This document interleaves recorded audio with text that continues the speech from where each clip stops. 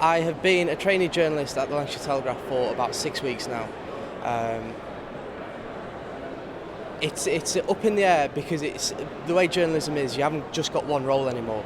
You've got several. So I help with the business section. We relaunched a brand new daily edition the week after I joined, so it's really busy. But you've got to learn all aspects of the job. I had a front page story 6 days after I started that I found off my own back. It was a Freedom of Information request. And then last week I had another, it was a single tweet on Twitter, and I did a little bit of digging and turned it into a front page. The first one was about dangerous dogs being dumped on the streets of Blackburn.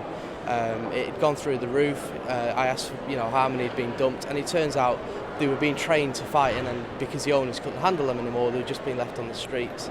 The second one was idiots going onto the motorway drunk in the middle of the night and using the emergency phones to ask for a lift home. The highlight of being at UCLan studying journalism for me was the weekly newspaper we have to produce in year 3. It's a bit of a culture shock at first because it's your first time into a proper newsroom, and you've got deadlines to beat, but the experience is just unrivaled. If you want to be a journalist, you have to go through that experience. The stories you come up with have to be original, they have to be off campus, so you've got to build up your contacts list, you've got to know how to speak to people, you've got to find the stories. It made UCLan's course the best for me.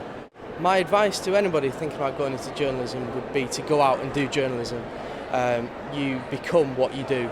You can learn about it until the cows come home, and you need to learn about it, but unless you actually go out and do it, you're not going to be a journalist. You need to go out and get stories, work experience, and work hard in news to become a reporter.